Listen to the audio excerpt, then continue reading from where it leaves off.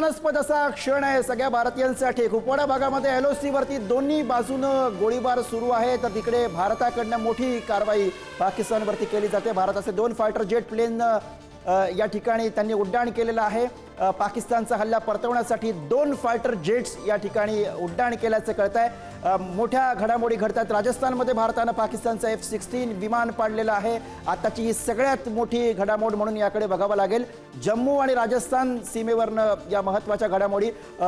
Amarsingh Sawant sir आपल्या सोबत आहेत, आपण पुन्हा एकदा त्यांच्याकडे जाऊयात। सावंत सर, आपण ज्याप्रमाणे म्हणलात की अर्थातच आपल्या सगळ्यांसाठी अभिमानास्पद अशी बाब आहे, अभिमानास्पद अशी कामगिरी सीमा भागामध्ये आपले जवान करतायत। पण इथं एक गोष्ट लक्षात घ्यायला अशी पाहिजे की पाकिस्तान वारंवार दणके बसून सुद्धा मागच्या 2 दिवसांमध्ये पाकिस्तानच्या लष्करानं जो काही फुगवून ठेवलेला फुगा आहे आपल्या सामर्थ्याचा, तो फुटलेला असताना सुद्धा पाकिस्तान काही हार मानायला तयार नाहीये। शेवटची तडफड पाकिस्तानकडनं। ते म्हणतात ना आपण विनाशकाले विपरीत बुद्धी। आता ते असं करतात आणि काहीतरी स्ट्राईक करून प्रयत्न करतात, चाललेला होल ऑफ त्यांचे काहीतरी स्ट्राईक करतील आणि it is a matter of 1 more or 2 more days आणि आपल्याला पाहायला की पाकिस्तानची हालत काय होणार आहे। आणि आपल्याला मी I want to assure you all citizens of our country, have faith in the system, have faith in the government, have faith in the defense forces, everything will be in place. घाबरून जाऊ नका आणि best of luck to you all. पण आपल्याला मी सांगण्याचा उद्देश आहे local support आणि इंटेलिजन्स आपल्याला काही इन्फॉर्मेशन मिळाली तर you must pass it on to the administration immediately.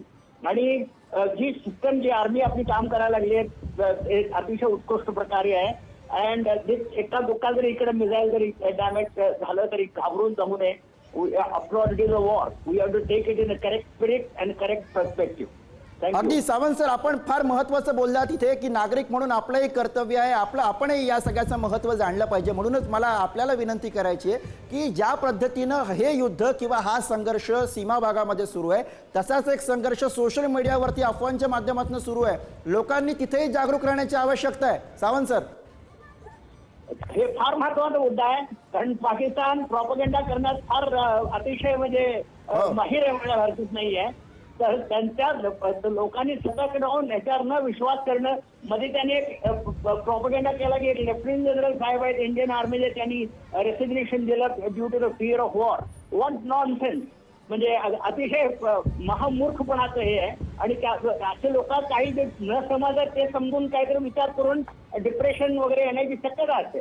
तर अशा कुठल्याही गोष्टीला तुम्ही विश्वास ठेवू नका। अंधश्रद्धा हे लोक काही वाटेल ते कुठल्या लेवलला र्युमर स्प्रेड करू शकतील। Please stick to the national news and national channel आणि जे ऑथेंटिकेटेड आहेत त्यांना तुम्ही ते विश्वासात ठेवून आणि अनलेस यू व्हेरीफाय की बाबा हे बाबा ऑथेंटिकेटेड न्यूज आहे, don't pass it on for God sake unnecessarily. This will create a confusion. Thank you. अगदी धन्यवाद, फार महत्त्वाचं बोललात आपण सावंत सर, धन्यवाद या सगळ्या विश्लेषणासाठी। तर महत्त्वाच्या घडामोडी घडता आहेत जम्मू आणि आसपासच्या भागामध्ये। या ठिकाणी पाकिस्तानकडनं हल्ल्याचे प्रयत्न करण्यात आले, मात्र कुठेही यामध्ये काही नुकसान झालेलं नाहीये।